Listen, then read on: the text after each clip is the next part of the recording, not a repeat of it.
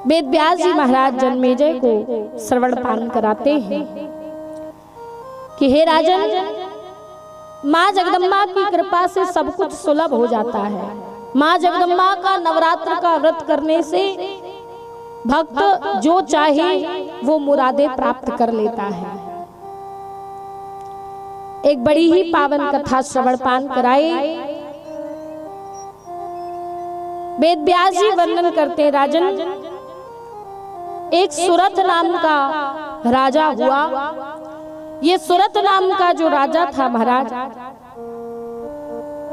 ये जो सब प्रकार से अपने राज्य भार को संभालता था,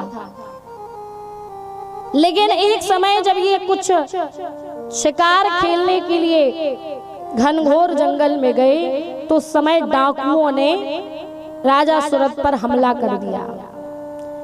राजा सुरथ के पास जो कुछ था वो डाकुओं ने लूट लिया। राजा सुरथ जब वापस अपने राज्य में आए तो राज्य में आकर के देखा कि जो शत्रु थे, जो शत्रु वर्ग था, राजा सुरथ के सभी मंत्रियों ने राजा सुरथ के साथ में भयंकर छल किया। छल करके समस्त मंत्री राजा सुरथ को छोड़ करके शत्रुओं के पक्ष में हो गए और राजा को उसके राज्य से बेघर कर दिया। राजा सुरथ ने सोचा कि मेरे समस्त मंत्रीवर मुझसे छल कपट कर चुके हैं, मेरे खिलाफ साजिश कर चुके हैं, अब मेरा यहाँ रहना ठीक नहीं। तदंतर राजा सुरथ तुरंत ही अपना महल त्याग करके अत्यंत निराश होकर के अपने घोड़े पर चढ़कर अकेले ही नगर से बाहर निकले और 3 योजन की दूरी पर एक आश्रम था। उस आश्रम में एक मुनि रहते थे जिनका नाम था सुमेधा।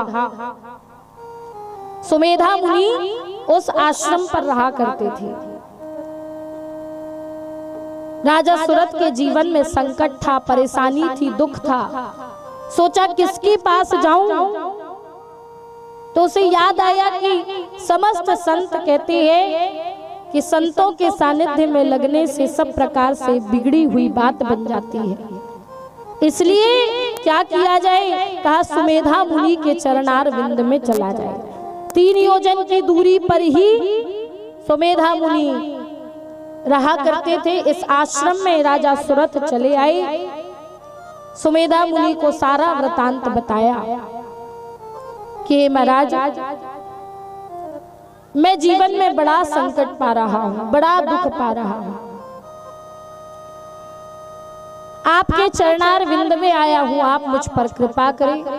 और जब सुमेधा मुनि ने देखा कि कोई राजा है जो कि अपने राज्य से निकाल दिया गया है, संकट है, परेशानी है, सुमेधा मुनि ने कहा, बेटा तुम चिंता मत करो, तुम मेरे आश्रम पर ही रहो, तुम्हें किसी प्रकार से कोई कष्ट नहीं होगा।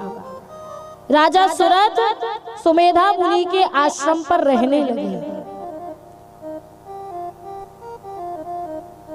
कुछ दिन राजा सुरथ प्रेम पूर्वक सुमेधा मुनि के आश्रम पर रह रहे थे। किसी आश्रम में एक वैश्य जिसका नाम था समाधि, एक वैश्य जिसका नाम था समाधि, वो भी सुमेधा मुनि की शरण में आ गया। समाधि वैश्य यहाँ क्यों आया था, तो पता चला कि ये जो समाधि है इसने अपनी सारी आप बीती जो भी थी सारी कहानी सुमेधा मुनि को बताई। सुमेधा मुनि कहने लगे, बेटा चिंता मत करो, तुम निर्भीक रूप से यहाँ पर रहो, तुम्हारा कल्याण होगा। तब राजा सुरथ और समाधि वैश्य दोनों सुमेधा मुनि के आश्रम पर रहने लगे। एक दिन राजा सुरथ और वैश्य समाधि दोनों बैठे हुए थे, अपनी अपनी कहानी बता रहे थे। समाधि ने कहा कि क्यों राजा सुरथ, तुम अपने राज्य को छोड़ करके यहाँ कैसे? कहा क्या बताऊं, डाकुओं ने मुझ पर हमला किया, मंत्रियों ने मेरे साथ छल कपट किया, मेरा सारा राज्य मेरे शत्रुओं ने छीन लिया, इसलिए मैं यहाँ पर विभिन्न प्रकार का दुख पा रहा हूँ। राज्य से बेघर कर दिया गया, पर मुनि की शरण में आया तो मुझे कुछ शांति की प्राप्ति हुई, क्योंकि संतों का कल्याण, संतों का तो जीवन आनंदमय है। संतों के सानिध्य में लगने से सब प्रकार से भक्त का कल्याण होता है, इसलिए संतों का सानिध्य करना चाहिए। जितना हो सके जीवन में सत्संग करना चाहिए, क्योंकि सत्संग से बिगड़ी हुई बात बन जाया करती है। महाराज आज सूरत ने अपनी कहानी बताई। सूरत कहने लगा क्यों भाई समाधि, तुम यहाँ पर किस लिए हो? कहा क्या बताऊं मित्र, मैंने जिन बच्चों के लिए, जिन पत्नियों के लिए बड़ा कष्ट उठाया, अपने जीवन में हर चीज को छोड़ करके अपने लिए किसी चीज का ध्यान नहीं दिया, पर अपनी पत्नियों के लिए, अपने बच्चों के लिए मैंने सब कुछ किया। हर हाल में उन्हें खुश रखने का प्रयास किया, पर आज वही स्त्रियों ने और वही बच्चों ने तलवार दिखा करके मुझे घर से बाहर निकाल दिया।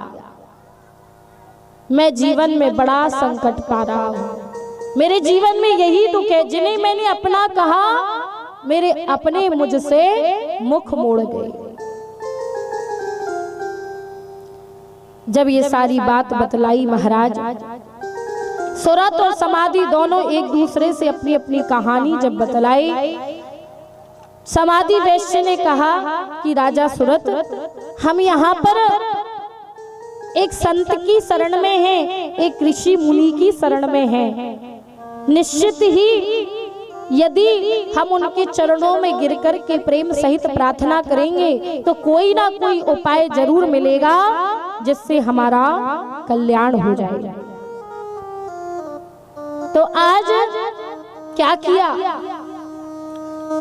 राजा सूरत और समाधि वैश्य दोनों ही सुमेधा मुनि की शरण में गए। कहने लगे महाराज, इस संसार में संतों की कृपा से, साधुओं की कृपा से, महात्माओं की कृपा से सब कुछ सुलभ हो जाता है। आप कोई कृपा करें जिससे हमारे जीवन में आनंद हो जाए। हमें कोई ऐसा मार्ग बताइए जिससे सब प्रकार से हम अपने जीवन में आनंद को प्राप्त कर सके। तब आज सुमेधा मुनि कहने लगे कि बेटा, ये माया जो है ये सबको, बड़े बड़े ज्ञानियों को चक्कर में डाल देती है। इस माया से कोई भी वंचित नहीं रह पाया है। माया के प्रभाव से हर व्यक्ति कहीं ना कहीं दुखी ही रहता है। आज सुमेधा मुनि कहते हैं, महामायेति विख्याता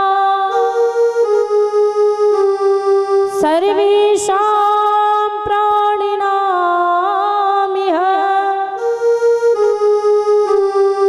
ब्रह्मा विष्णु स्थितेशानस्तु राषाणवरोणानिलः।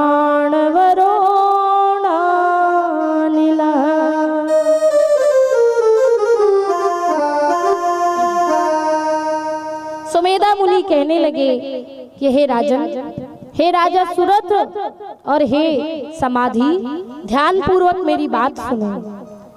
इस संसार में सब व्यक्ति मोह माया में पड़े हुए हैं। अरे माया से कोई भी वंचित नहीं रहता। महामायेति विख्याता, वो जो महामाया है, जो माया है, इसके चक्कर में सारी दुनिया कहीं ना कहीं चक्कर में घूमती रहती है। कहा क्या किया जाए। एक समय पता है भगवान ब्रह्मा और भगवान विष्णु दोनों ही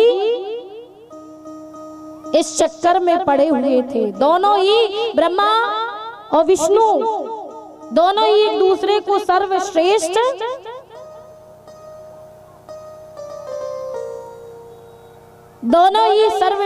एक दूसरे को मानने लगे माया के चक्कर में।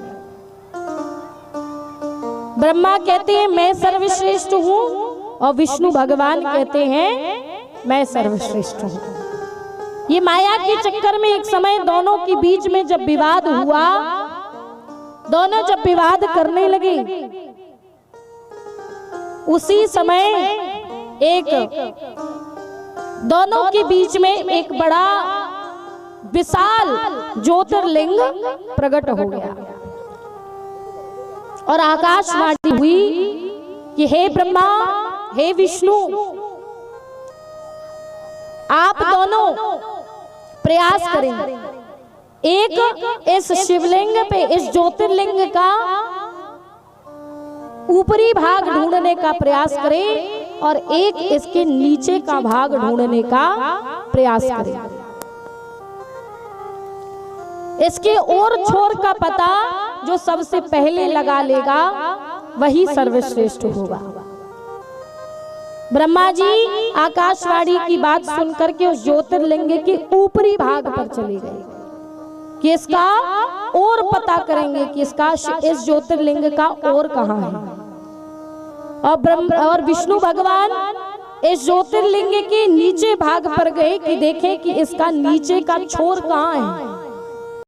विष्णु भगवान तो नीचे का छोर ढूंढने गए, बहुत ढूंढा, पर भगवान विष्णु को उस ज्योतिर्लिंग का निचला भाग, निचला छोर मिला ही नहीं। बहुत नीचे तक जाकर के देखा पर उसका छोर मिला ही नहीं। ब्रह्मा जी कहाँ गए? कहा ऊपरी भाग पर गए थे, उस ज्योतिर्लिंग के ओर की तरफ गए थे, ऊपरी ओर गए थे। तो कुछ दूरी तक गए, ब्रह्मा जी थक गए थे। बीच मार्ग में ही उन्हें एक पुष्प मिला। पुष्प का नाम क्या था? वो पुष्प था केतकी। ये केतकी पुष्प मिला। ये भगवान शिव के ऊपर चढ़ा था, लेकिन जब मध्य में आकर के, उस ज्योतिर्लिंग के मध्य में आकर के ये पुष्प गिर गया था। ब्रह्मा जी ने इस केतकी के पुष्प को उठाया। ब्रह्मा जी समझ गए कि केतकी का पुष्प जो है ये ज्योतिर्लिंग के ऊपरी भाग से गिरा है। तो ब्रह्मा जी ने उस केतकी के पुष्प से कहा कि केतकी, तुम मेरे साथ चलो और विष्णु भगवान को ये दिखलाएंगे। विष्णु भगवान से कहना कि ब्रह्मा जी ने इस ज्योतिर्लिंग का ऊपरी भाग खोज निकाला है। तुम मेरे साथ थोड़ा झूठ बोलो जिससे मैं सर्वश्रेष्ठ माना जाऊं। ब्रह्मा जी ने केतकी के फूल से कहा। केतकी का फूल कहने लगा, ठीक है ब्रह्मा जी, आप कह रहे हो तो ठीक है, ऐसा ही करेंगे। ब्रह्मा जी जब आए और भगवान विष्णु दोनों जब मिले तो विष्णु भगवान ने कहा कि ब्रह्मा जी, आपको इस ज्योतिर्लिंग का ऊपरी छोर मिला, कहाँ है? ब्रह्मा जी ने कहा, हाँ, मुझे इस ज्योतिर्लिंग का ऊपरी भाग मिल गया है। ये देखो, इस ज्योतिर्लिंग पर जो सबसे ऊपर केतकी का पुष्प चढ़ा था, मैं ये तुम्हारे लिए लाया हूँ, क्योंकि मुझे पता था कि विष्णु भगवान आप मुझ पर विश्वास नहीं करोगे, इसलिए ये मैं प्रमाण लाया हूँ। ये केतकी का पुष्प जो है, केतकी का फूल जो है, ये शिवलिंग पर चढ़ा था, ज्योतिर्लिंग के ऊपरी भाग पर चढ़ा था। मैं इसे लेकर के आया हूँ। विष्णु भगवान आश्चर्यचकित हो गए। बताओ, मुझे इस शिवलिंग का निचला भाग, उसका निचले का भाग का और छोर कुछ नहीं मिला और ब्रह्मा जी इतना प्राप्त करके आ गए। क्या यह सत्य है? कहां तक सत्य है? तब यहाँ पर ब्रह्मा जी ने कहा, हमें पता था आप विश्वास नहीं करोगे, इसलिए काम करो, आप इसी केतकी के फूल से पूछ लो कि ये शिवलिंग के पर चढ़ा था कि नहीं चढ़ा था। केतकी के फूल ने कहा कि विष्णु भगवान ब्रह्मा जी, ये ज्योतिर्लिंग का सबसे ऊपरी छोर जो है ना, ये वहां से मुझे लेकर के आए हैं। ब्रह्मा जी सत्य कह रहे हैं, जबकि ब्रह्मा जी झूठ कह रहे थे। ये तो ऊपरी भाग तक गए ही नहीं थे, बीच से ही वापस आ गए थे, क्योंकि केतकी का फूल ने मिल गया था। जैसे ही ब्रह्मा जी ने झूठ बोला, उसी समय आज आकाशवाणी हो गई। केतकी को उसी समय भगवान शंकर ने, ज्योतिर्लिंग जो है भगवान शंकर का स्वरूप है, भगवान शंकर ने उसी समय केतकी को श्राप दे दिया। क्या श्राप? कुपितः केतकीं प्राह मिथ्यावादिनी मावदा गच्छतो मध्यत प्राप्ता पतिता मस्तकान मम।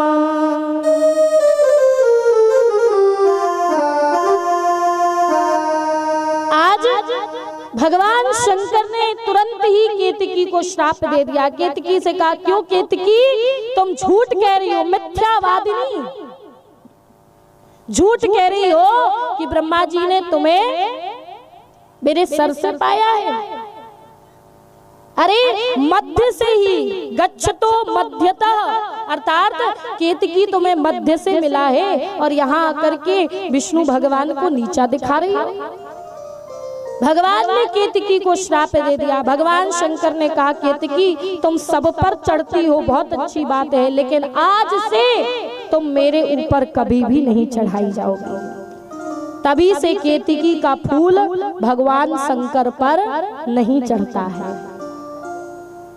और जो चढ़ाते हैं वो ध्यान रखें, केतकी के फूल को भगवान शंकर का ही श्राप है कि केतकी का पुष्प मेरे ऊपर न चढ़े। इसीलिए अब आप सभी भी इस बात को ध्यान रखें, केतकी का पुष्प भगवान शंकर पर न चढ़ाएं।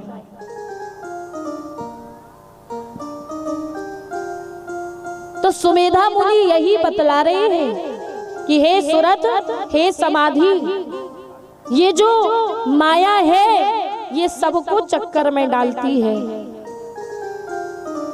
कहीं ना कहीं ब्रह्मा और विष्णु भी एक दूसरे को सर्वश्रेष्ठ बतलाने लगे, लेकिन ब्रह्मा, विष्णु और शंकर तीनों जिसके आधार पर उत्पत्ति, पालन, संहार करते हैं वो कोई और नहीं, आदिशक्ति माँ जगदम्बा, माँ भवानी है। वही आदिशक्ति, वही पराम्बा, वही कालिका, वही महाकाली सब प्रकार से भक्तों का कष्ट हरण करती हैं, वही भक्तों पर कृपा करती हैं। सुमेधा मुनि आज बतलाए जगदम्बा के विषय में कि हे सुरत, हे समाधि, प्रादुर्भवति भूतानां दुःखनाशाय चाम्बिका नाना रूप धरा देवी नाना शक्ति समन्विता। वो जगदम्बा प्रकट होती हैं, नाना प्रकार के रूप को धारण करती हैं, नाना प्रकार की शक्तियां उनमें निहित हैं। इसलिए उन जगदम्बा की आराधना आप करोगे, माँ जगदम्बा की प्रिय नवरात्र व्रत को करोगे तो निश्चित ही माँ जगदम्बा आप पर कृपा करेंगी। सुमेधा मुनि कहने लगे, सुरत, समाधि, तुम दोनों क्या करो? कहा नवरात्र का व्रत करो। अश्विन शुक्ल पक्षे तु नवरात्र व्रतम शुभम करोति भाव संयुक्तः सर्वान् कामान्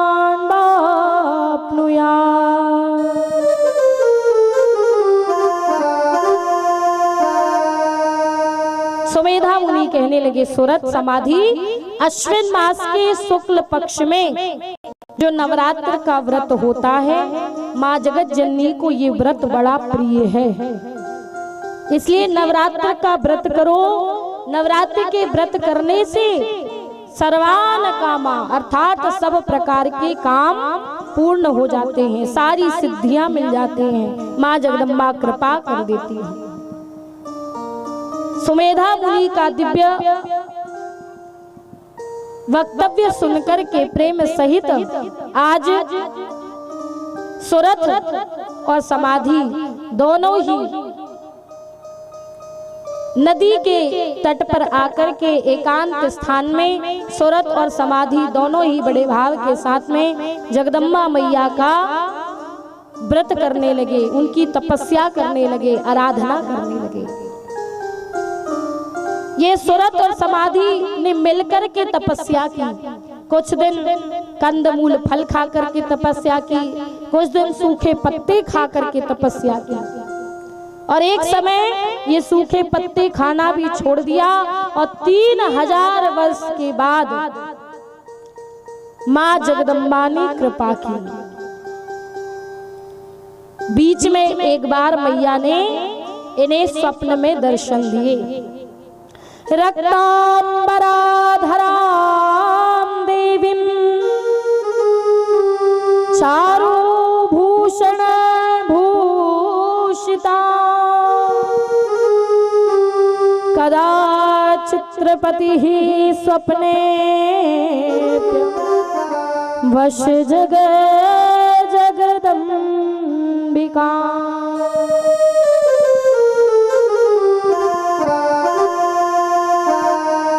वो जगदम्बा मैया ने सुरत और समाधि को एक दिन स्वप्न में दर्शन दिए थे। वो जगदम्बा सुंदर वस्त्र आभूषण अस्त्र शस्त्र से सुशोभित हो रही थी। माँ जगदम्बा ने स्वप्न में पहले दर्शन दिए, और जब 3000 वर्ष बीत गए तो 3000 वर्ष के बाद साक्षात जगदम्बा प्रकट हुई, और वो जगदम्बा मैया ने आज प्रकट होकर के दर्शन प्रदान किए। सुरत और समाधि को दोनों को माँ जगदम्बा ने प्रत्यक्ष दर्शन दिए। बोलिए जगदम्बा मैया की जय।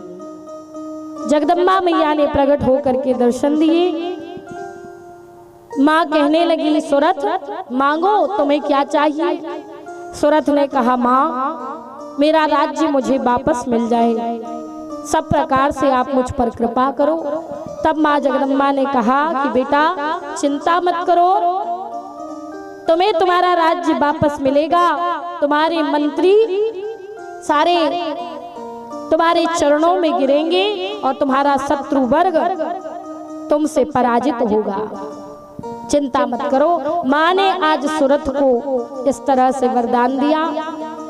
मैया जगदम्बा समाधि से कहने लगी कि समाधि तुम्हें क्या चाहिए, मांगो। तब आज समाधि कहने लगा कि माँ जगदम्बा स्त्री से, बच्चों से, इस संसार में सगे संबंधियों से मैंने खूब प्रेम किया, सबके लिए सोचा, लेकिन अंत में एक बात जान ली कि संसार में कोई किसी का नहीं होता है। ये संसार में रिश्ते यही बनते हैं, यही छूट जाया करते हैं। हे माँ, ऐसे संबंधों को लेकर के मैं क्या करूं जिससे मुझे दुख ही दुख प्राप्त हो। इसलिए हे माँ, आप तो कृपा करो, मुझे आप अद्भुत ज्ञान का उपदेश दो। आपकी भक्ति मेरे जीवन में सदा सदा के लिए बनी रहे, आपका ज्ञान मुझे सदा सदा के लिए होता रहे, निरंतर आपके नवाक्षर मंत्र को मैं भजता रहूं, आपकी कृपा मिलती रहे, यही कृपा कर दो। समाधि पर माँ ने कृपा की। माँ जगदम्बा तथास्तु कह करके बारंबार दोनों को वरदान दे करके माँ जगदम्बा अंतर ध्यान हो गई। बोलिए जगदम्बा मैया की जय। माँ जगदम्बा ने इस तरह से सुरत और समाधि पर कृपा की। ध्यान देना, हमें संसार पर भरोसा करते हैं, इस संसार पर विश्वास करते हैं, लेकिन ये संसार जो है, यहाँ पर बनने वाले संबंध यही बनते हैं, यही छूट जाया करते हैं। पर एक संबंध जो है वो सदैव रहता है, जिसे हम भूल करके बैठे हैं। वो माँ जगदम्बा के साथ हमारा रिश्ता जो है वो बहुत मजबूत है। इसलिए माँ जगदम्बा के नाम का गुणगान करें, उन्हें भजें जो आपकी अपनी है। इस संसार में रिश्ते बनेंगे, छूट जाएंगे। विश्वास करोगे संसार पर तो कहीं ना कहीं धोखा खा जाओगे, लेकिन एक बार सच्चा भरोसा मेरी माँ जगदम्बा पर कर लिया तो निश्चित ही आपका बेड़ा पार हो जाएगा। इसलिए भरोसा करिए, माँ पर भरोसा कीजिए। माँ जैसे अपने बच्चे के लिए पग पग पर सोचती है, छोटी छोटी चीजों पर ध्यान देती है, वैसे ही वो आदि शक्ति पराम्बा जगदम्बा अपने भक्तों के लिए सदैव सोचती है।